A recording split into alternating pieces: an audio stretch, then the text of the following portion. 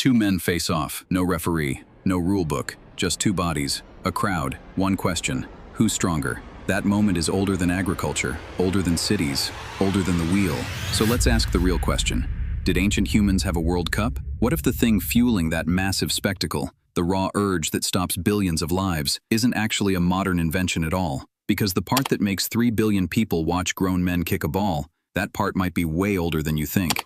Let's look at what we actually have evidence for. Long before the Maya ever built a ball court, hunter-gatherer societies were already staging something close to organized sport. Researchers studying groups like the Yanomami and the Nuer have documented ritualized wrestling matches. And these were not loose, anything-goes brawls. They had structure, a designated space, usually a cleared patch of ground the whole camp agreed on beforehand. A recognized start, often a specific call or gesture that signaled the contest had begun. Specific holds that were allowed, and specific moves, like strikes to certain areas, that were not. A clear end condition, a pin, a submission, a fall outside the boundary. Nobody wrote these rules down. There was no governing body. And yet two strangers from the same tribe could step into that circle and both instinctively know what counted as a win. But this raises a more disturbing question. If there's no rulebook, no enforcement, nothing stopping someone from just attacking for real the moment they're about to lose, what's actually holding the whole system together? Therefore, evolution found a workaround, and it's a more elegant one than you'd expect. In a small tribal group, real warfare over status doesn't just risk one person. It risks the survival of everyone, because a fractured group is a group that starves, or gets picked off, or can't defend itself. So instead of letting status disputes spiral into something lethal, the contest gets ritualized, channeled into a structure violent enough to satisfy the instinct, but contained enough that everyone walks away alive. Researchers call this agonistic ritual, and primatologist Frans de Waal has spent decades documenting almost the exact same machinery in our closest living relatives. Watch a chimpanzee dominance display closely, and it's not random aggression. It's choreography,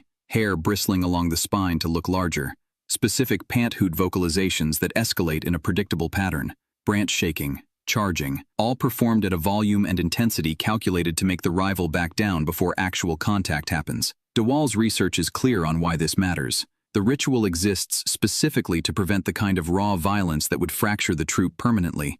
The display is the point. Real bloodshed is the failure state, the thing the whole performance is built to avoid. The instinct didn't start with humans. We just gave it rules, a crowd, and eventually, a stadium. Now fast forward 3,000 years. Around 1600 BC, in what's now southern Mexico, a society called the Mochaya built something nobody had built before. A dedicated stone court, 85 meters long, roughly the length of 3/4 of an American football field, laid end to end, purpose-built for a single game. Players struck a solid rubber ball using their hips and thighs, no hands allowed, driving it through narrow stone hoops mounted high on the court walls.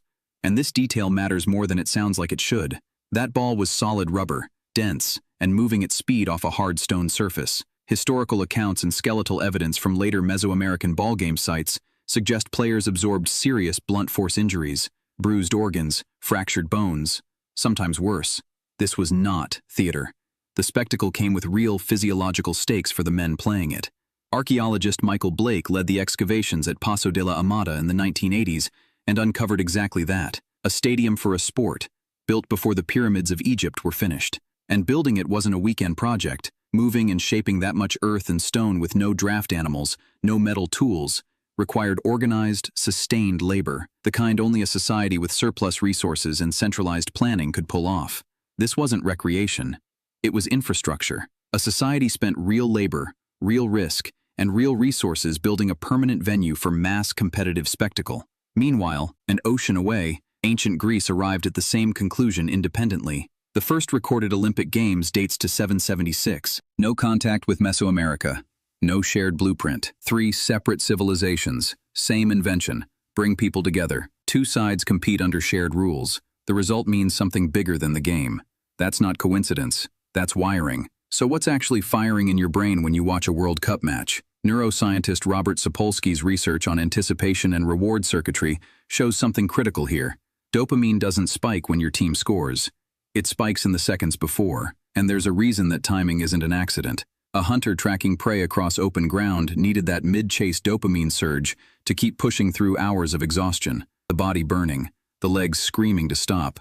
With the actual reward, the kill, still completely uncertain. The brain had to manufacture motivation before the outcome existed, or the hunt would end early, and everyone would go hungry. That exact mechanism is what fires when the ball leaves the boot and the keeper dives.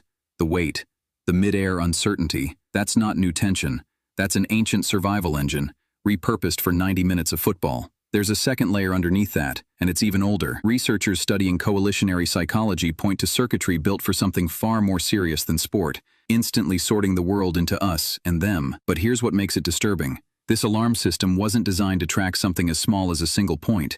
It evolved to detect existential threats, moments when the survival of the entire group hung in the balance. So when the penalty kick lines up and the crowd goes silent, your brain isn't calmly tracking a sports statistic. On some old, deep level, it's running the same threat assessment it would run for a raid, or a famine, or a fight for territory, mistakenly convinced that something your group cannot survive losing is about to happen. A World Cup match has no actual stakes. No territory changes hands. Nobody starves if their team loses. Your heart rate spikes anyway. The wrestling match in front of a tribal fire. The Mukaya ball court, packed with spectators 3,500 years ago. A World Cup final watched by half the planet. Structurally the same event.